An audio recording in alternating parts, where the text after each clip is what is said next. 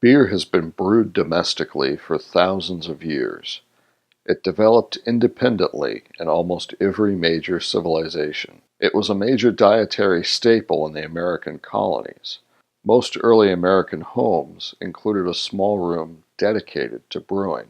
Many of our nation's founders were home brewers, including George Washington, James Madison, and Thomas Jefferson.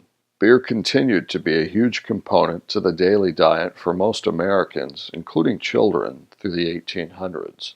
The advent of clipper ships and refrigeration brought Bavarian yeast and brewing techniques to commercial breweries in the 1850s.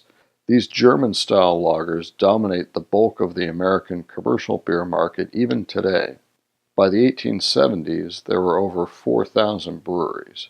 The passing of Prohibition in 1920 sparked a sudden demand for ingredients used in home brew. Many breweries turned to the production of these products, marketing them as being useful in breads and desserts.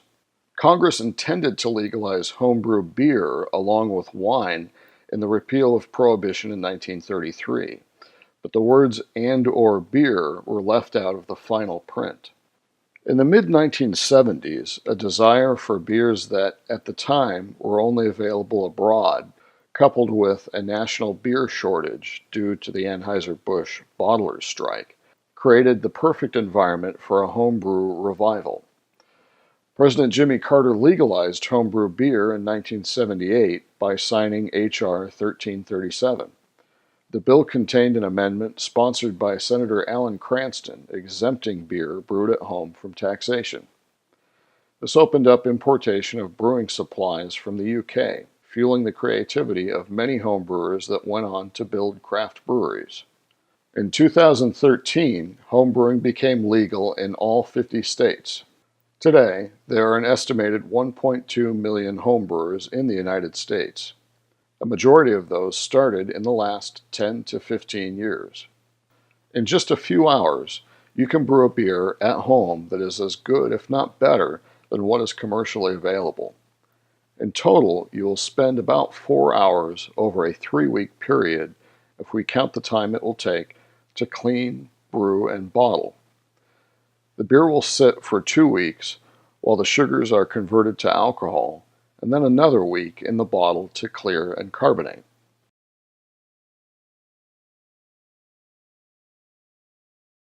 We recommend starting with an equipment kit.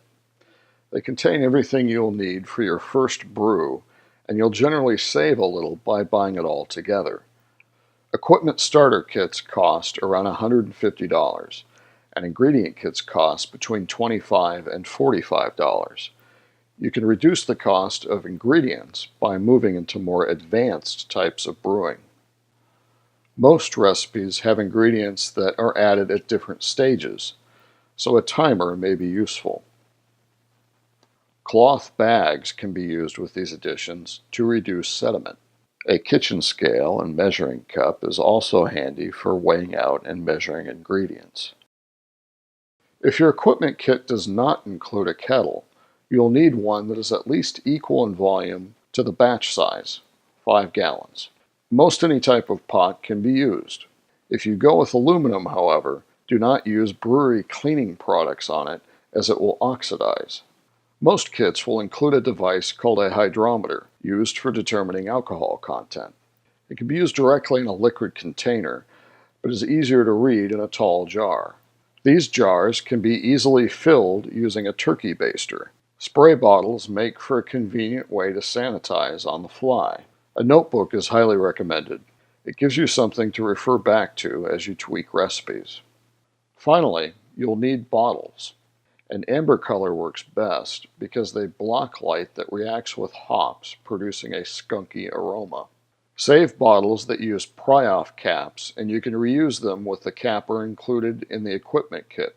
You'll need a little over 2 cases or 48 bottles for a 5-gallon batch. We'll cover additional equipment that can make the process easier and faster as we use them in this tutorial.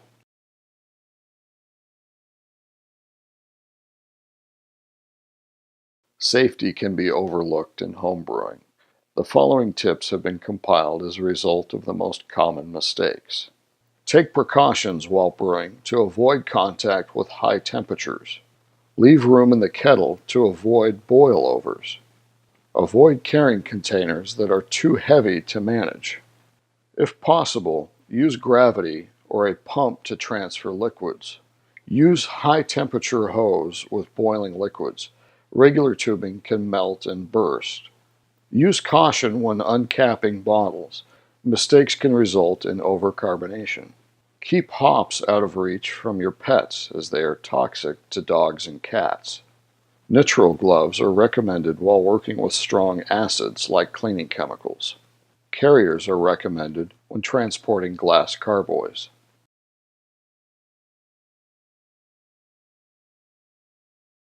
There are 4 main ingredients in beer: malt, water, hops, and yeast. Malt is made from cereal grain, typically barley. Oat, rye, sorghum, millet, and others are occasionally used for specialty-style beers. A measurement scale introduced by Joseph Lovibond in the 1860s is often used to identify color. Water will account for over 90% of the finished beer. If you live in an area where the water has a strong iron or sulfur taste, we recommend using a filter. When using tap water directly, we recommend crushing half a Camden tablet and adding it to the water you have collected for brewing. This removes chlorine and chloramine used in treating municipal water. Hops are climbing plants, or bines. Hop flowers, which look like papery pine cones, give beer its distinctive smell and bitterness. They are used in beer as both a spice and a preservative. Hop packages are labeled with alpha and beta acids in percentages of the total weight of the hop. Alpha acids are the primary source of bitterness in beer and contribute to a good head. Beta acids contribute to bitterness as the beer ages. Hops are available in dried whole leaf form and in pellets called T90s. Pellets are generally preferred. They are a more stable product and less susceptible to spoilage. Beer recipes often include an IBU measurement indicating the amount of bitterness derived from hops. Noble hops are classic European varieties that are responsible for the signature flavors of Pilsner and other continental lagers. The 4 noble varieties are Hallertauer Mittelfrüh, Tettnang, Spalt, and Satz. There are hundreds of hop varieties grown around the world, each with their own unique tastes and aromas. While most modern beers include hops, there are some historical styles that use other ingredients, including spruce beer, Groot, and Satie. Store hops in a freezer to extend their life. Yeast are a single-celled fungi. They have the important job of breaking down sugar, leaving alcohol, carbon dioxide, and a variety of flavors in a process called fermentation. There are 3 species of yeast typically used in brewing: ale, lager, and sour. Each require different temperatures and conditions to perform its job. Belonging to these species are hundreds of strains to choose from. Each strain will produce a unique set of flavors in your beer. Specific strains of bacteria are also used in the brewing of sour beers. Yeast is best stored in the refrigerator. We recommend an ingredient kit for your first brew. These kits come in a wide variety of styles. Ales make great first beers as they don't require the low temperatures needed in making lagers.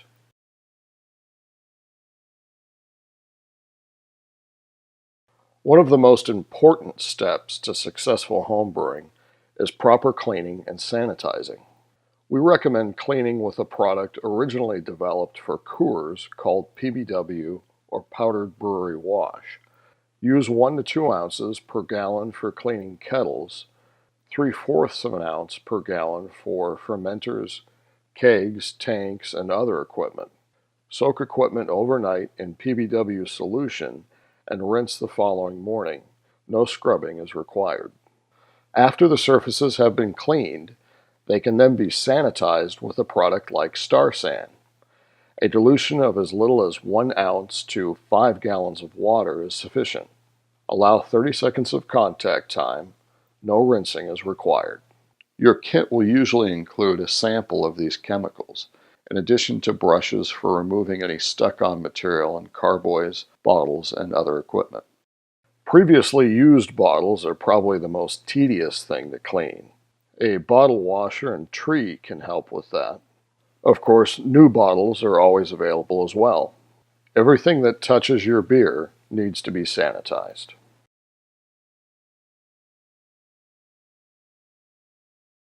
With all your equipment cleaned and sanitized, it's time to start your brew.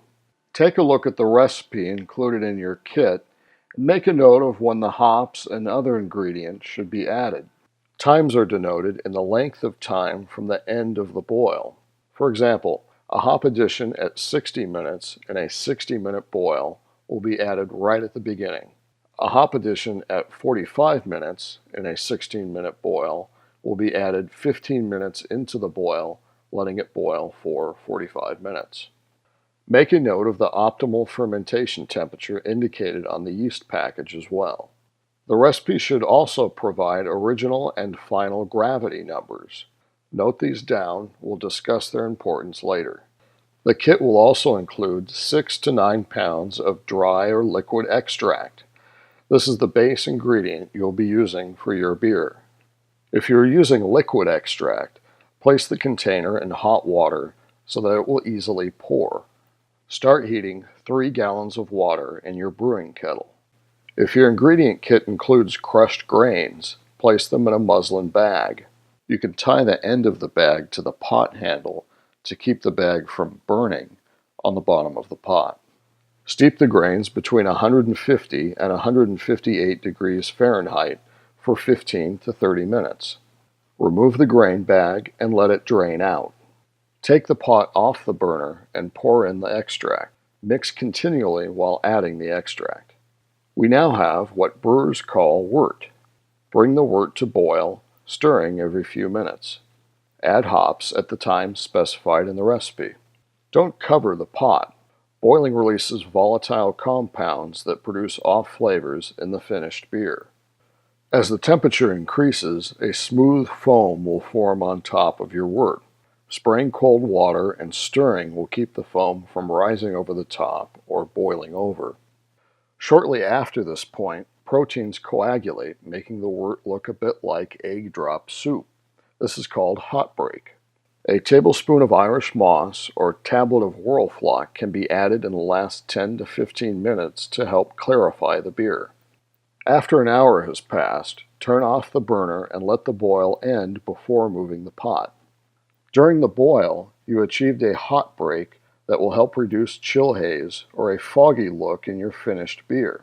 You're now going to chill the wort as quickly as possible. Just like in the hot break, you'll see proteins group together and drop to the bottom. This is the cold break. Chilling the wort quickly also reduces the chances of wild yeast or bacteria contaminating the beer. You can accomplish this with an ice bath, placing the pot in another container filled with cold ice water, or by using a wort chiller. Wort chillers are available in a few different types and make this process quick and easy. They typically connect to a standard garden hose and use cold water to quickly lower the temperature of the wort. Bring the pot up to full volume by adding cold water.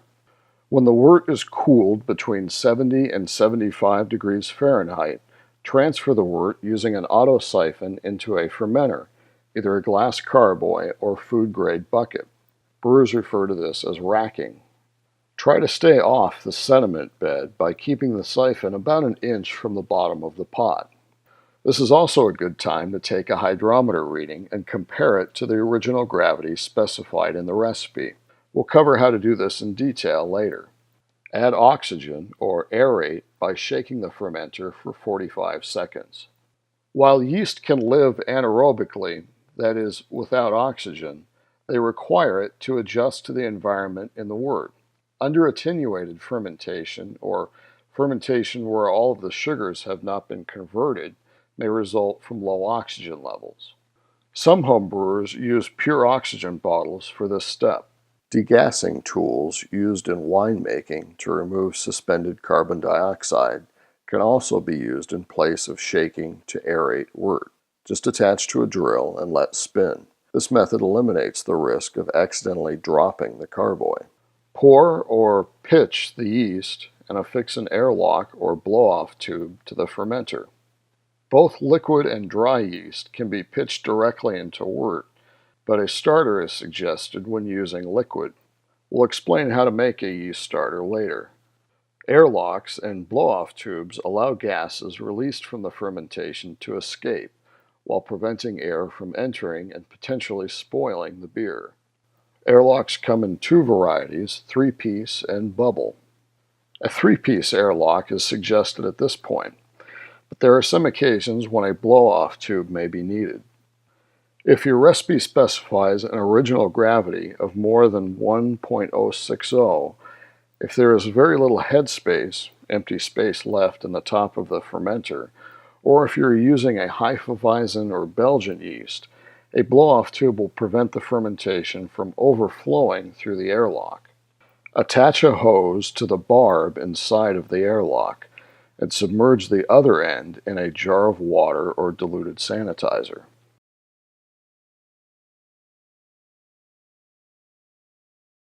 Place the fermenter in a cool place away from light.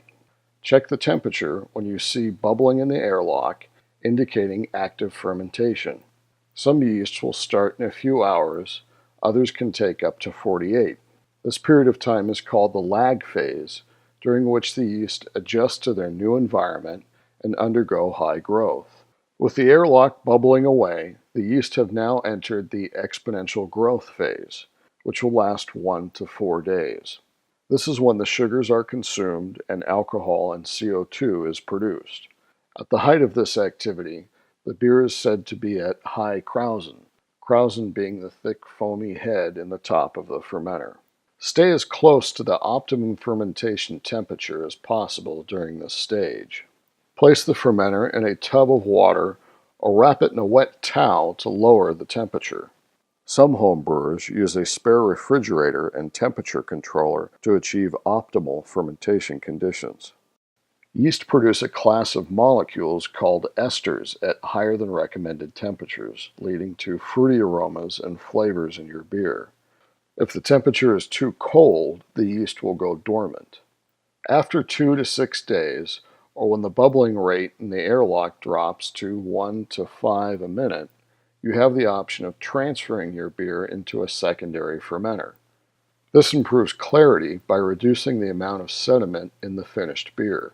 It is suggested if your recipe calls for dry hops or dry spices, that is, hops or additives added at this stage.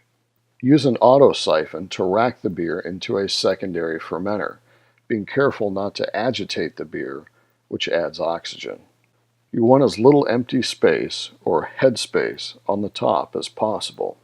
In the primary, a protective layer of CO2 is formed. The yeast will rebuild this layer in the secondary. With the completion of the exponential growth phase, we now have green beer.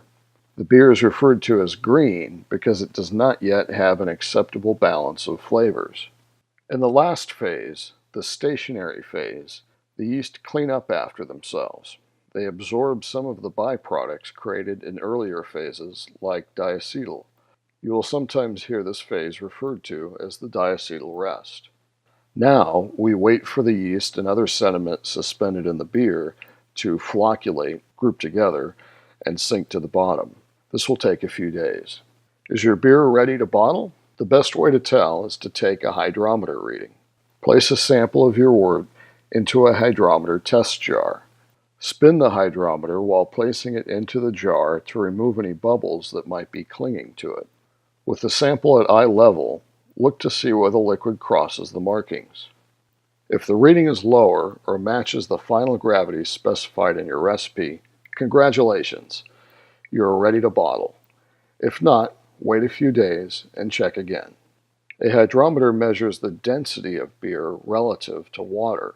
Hydrometers will read 1 on the specific gravity scale in 60 degree Fahrenheit distilled water. Specific gravity is the scale most homebrewers use in the United States.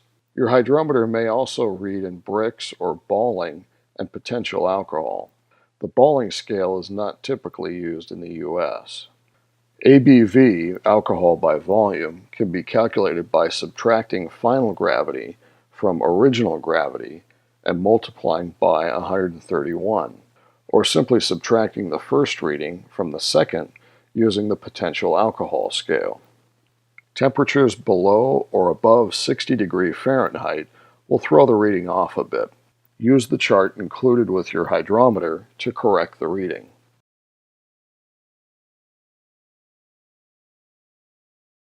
With fermentation complete, you now have the option to bottle or keg your beer. Kegging is a quick and easy alternative to bottling. It requires an initial investment, usually $200 to $250, and some space in a refrigerator. Bottled beer is easy to give away and carry to parties. Plus, entries for homebrew contests need to be packaged in bottles. If bottling, you will need to add a little sugar or prime. The yeast will use this sugar to produce CO2, carbonating the beer. Boil 3/4 of a cup of priming sugar in 2 cups of water for 5 minutes and let cool. Pour the cooled liquid into the bottom of your empty bottling bucket. The bottling bucket is a regular brew bucket with a spigot attached near the bottom. Pre-measured carbonation drops can also be used. Just drop a single piece into each 12-ounce bottle.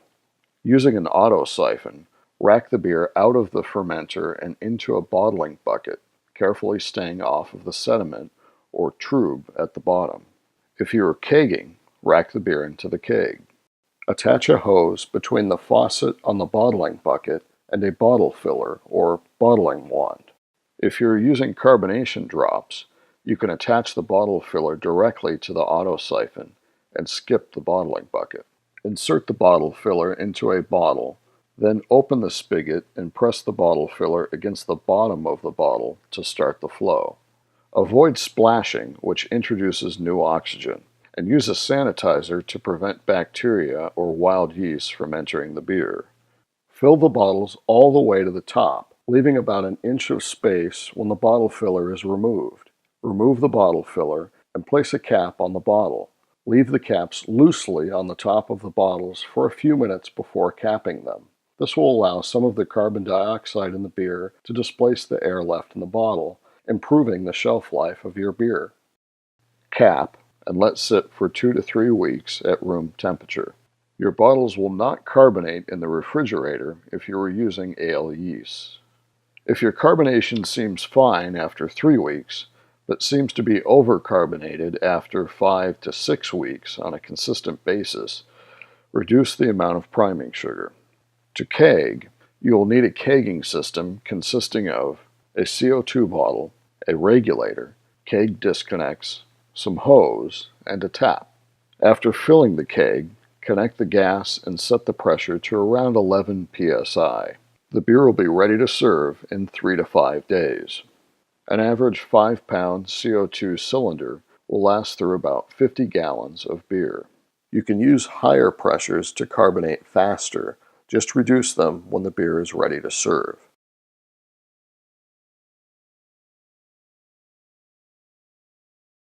When tasting your beer, we encourage you to compare it to the style guidelines published by the Beer Judge Certification Program.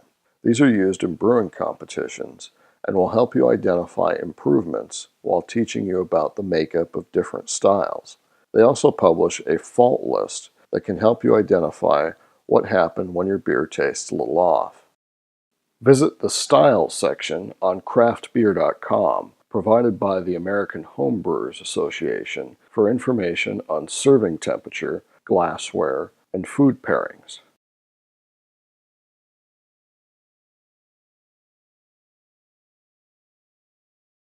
Making a yeast starter ensures that your yeast is healthy and increases the cell count. Boil 4 cups of water and a half a cup dried malt extract, DME, for about 10 minutes. Let the wort cool to room temperature and then pitch the yeast.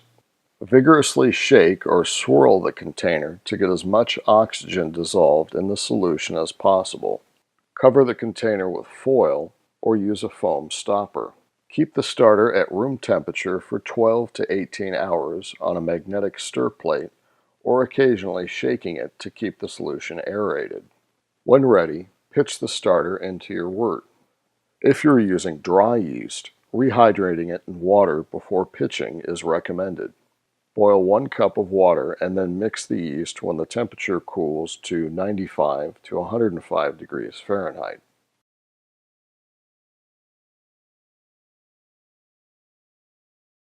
Wort made from extract can produce an excellent beer. We suggest starting with this method to get an idea of what to expect from your home brew. In this next section, we'll introduce all-grain brewing, a method for creating wort from crushed grain through a process called mashing. Before we dive into all-grain brewing, let's revisit equipment. Here, you really have a lot of options. Keep in mind, however, that you are trying to accomplish two things: filtering and maintaining temperature. This can be accomplished many different ways, but as long as the time and temperature are right, they'll all work just fine. Modified water coolers are popular because the coolers are great at keeping a constant temperature. We call these mash tuns, and we'll go over how they are used. A metal pot with a spigot can help with transferring liquid. Some of these also double as mash tuns. There are even all-in-one electric systems available that keep time and control temperatures automatically. Large mesh straining bags provide an inexpensive option to all-grain brewing using a process called brew in a bag. We'll explain everything that needs to occur in an all-grain process and some of the equipment you might use. All-grain brewing allows for complete creative control. You decide exactly what the beer is going to become, from color and aroma to flavor, mouthfeel, and all the complexities in between. Earlier, we presented a way to create wort using malt extract. In this next section, we'll make wort from scratch using all grain. It also costs less. You pay a little of a premium for the time that extract saves you. Cereal grain sold for brewing has been steeped in water for a number of days and allowed to sprout, or malted. The seeds sprout, and the process establishes enzymes within the grain that will be used to convert starches into simple sugars by mashing. It is then put into a kiln to dry and roast. Different temperatures and times are used to produce a wide range of colors and flavors that you can use in your beers. You will need an all-grain beer recipe. Just like when making a sandwich, there are some general rules for particular styles. The Beer Judge Certification Program, BJCP, maintains guidelines for each style, and there are a lot of resources available online and in books for recipes. Base grains will make up the bulk of your recipe. They are the main source of fermentable sugars and the primary body and flavor of the beer. Specialty grains add colors, flavors, and textures to beer, but little fermentable sugars. Adjunct grains, such as corn and rice, can also be used, as well as additives like fruit. Once you have the grain for your recipe, you'll need to mill it. Milling crushes the seeds so the inside can have contact with water during mashing. Grain is often referred to as grist in reference to milling. With your grain in hand and your equipment cleaned and sanitized, you're ready to start the brew. The easiest method for all-grain brewing is a technique called brew in a bag. For 5-gallon batches, at least a 10-gallon kettle is recommended. You will need room for about 7 to 7.5 gallons of water plus the grain. Add the full 7.5 gallons of water to the kettle. Bring the temperature of the water to 10 degrees over the target mash temperature in the recipe, usually around 163 degrees Fahrenheit. When your strike water reaches the target temperature, turn off the heat source and stir the grains into the bag. After the grains have been added, the mash temperature should drop below 158 degrees. Cover the kettle and wait 60 minutes. When the 60 minutes is up, separate the grain from the liquid. Carefully lift the mesh bag out of the kettle. You now have pre-boil wort. With the exception of topping up, the process from this point is exactly the same as an extract brew. Topping up refers to the stage where the pot is brought up to full volume by adding cool water. Remember, everything that touches your beer needs to be sanitized. Brew in a bag is a great way to do all-grain brewing. It requires minimal investment, cleanup is easy, and it doesn't take up much space. Next, we will show you how to brew using a common 3-tier system. The advantages of this method are higher efficiency, meaning cheaper grain cost as you can use less, capacity for larger grain bills, and the ability to customize the equipment with features like pumps and automated temperature controllers. The main components of the system include the hot liquor tank, or HLT, the mash lauter tun, or MLT, and the boil kettle. The HLT is used to heat water.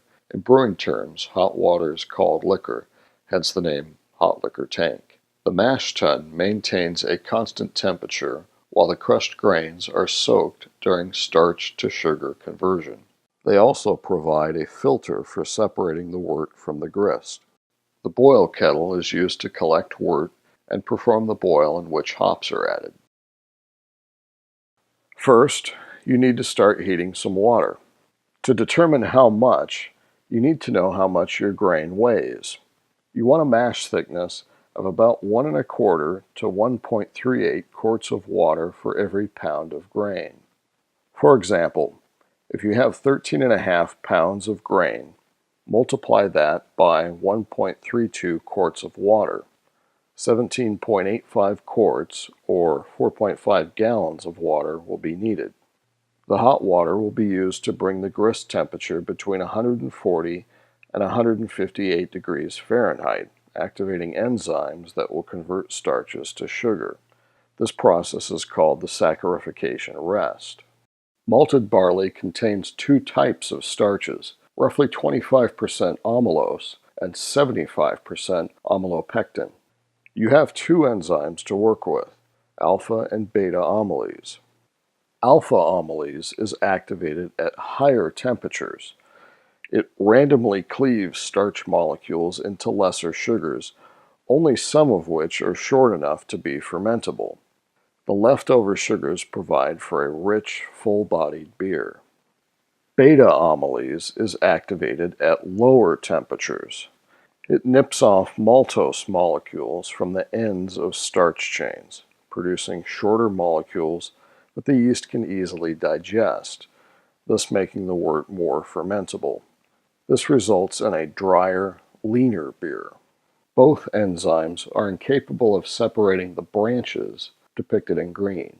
Let the strike water temperature rise to about 10 degrees over the target mash temperature. When you reach this temperature, pour the water into the mash tun. Adjust the temperature as needed by adding cold or hot water.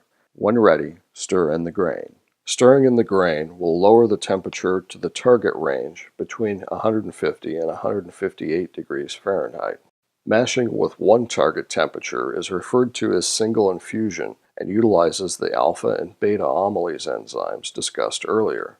While not necessary, there are some other enzymes that can be activated using different temperatures. Phytase reduces the pH of the mash when activated for 2 to 3 hours, but is not typically used due to the availability of acid malt that accomplishes the same task. Beta-glucanase breaks down the compounds that can cause a mash to be gummy. This takes about 15 to 30 minutes. Peptidase works to provide the wort with amino acid nutrients that will be used by the yeast. This range was once thought to break up proteins. However, most brewers do not believe significant protein degradation occurs in mashes held in this range today.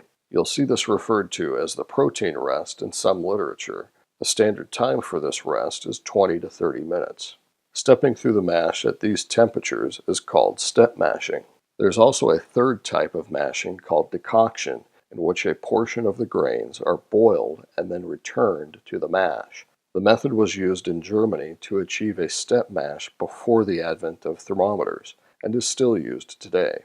Using pH strips, check the pH of the mash. Ideally, you want something close to 5.2. A tablespoon of stabilizer solution can be added to correct this if it is off. Let the grain sit for about an hour. While the mash is resting, start heating about 5 gallons of water to rinse the grain with, or sparge. We'll explain the math, but using the batch size for this volume works as a good rule of thumb. The grain will absorb about 1/8 of a gallon of water per pound. So, for example, you will lose 1.7 gallons with 13.5 pounds of grain, 13.5 times 0.125. You will also lose about 1/2 gallon in the sediment or trub at the bottom of your mash tun. Subtract these two numbers from the total water you originally added to the mash. When you boil for an hour, you lose about 1.5 gallons to evaporation. Just like in the mash tun, you'll also lose about 1/2 gallon to trub as well.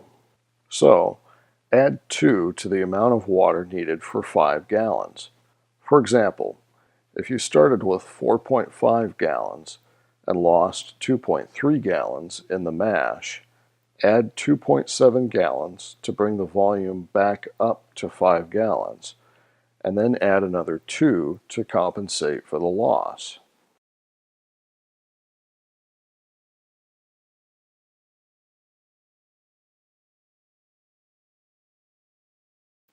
Use a little iodine to determine whether there is any residual starch that lacks conversion.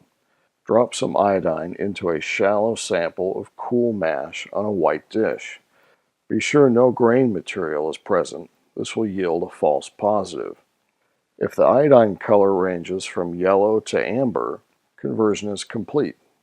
If the iodine turns dark purple to black, give the mash another 15 minutes and repeat the test. When conversion is complete, collect a pitcher of runnings and return them into the mash tun. Do this several times. This recirculation filters the wort and settles the grain bed in a process known as Vorlauf. Slowly drain the wort into your kettle.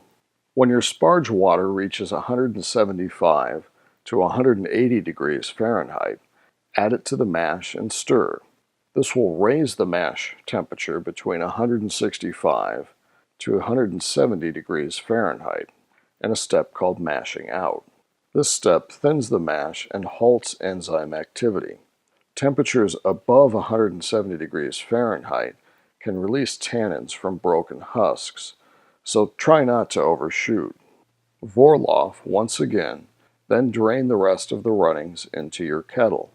It should be noted that there are two common methods used to sparge, fly and batch. In fly sparging, the wort is slowly drained while water is evenly poured over the top of the grains at the same rate. This process is efficient in that it extracts most of the sugars, but is time-consuming, taking up to an hour or more. In batch sparging, the wort is first drained. Sparge water is then added and stirred into the grain bed. After sitting for about 10 minutes, the wort is vorlaufed and drained.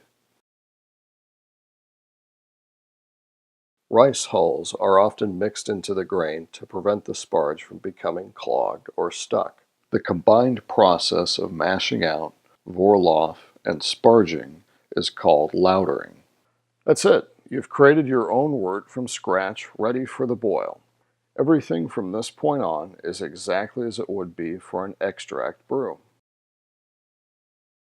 Like learning how to cook or to play an instrument, home brewing is an avenue for personal growth. It can reward you with a truly exceptional product that can be shared with friends and family. It's a gateway to push yourself intellectually in a myriad of directions and blend with other skills and hobbies. Perhaps most importantly, it's a way to de-stress. Relax, don't worry, have a home brew. We hope you've enjoyed this introduction to brewing and that you'll come visit. We carry a complete selection of quality equipment and ingredients for making beer and a lot more. were located in San Dimas, California, off the 57 and 210 freeways.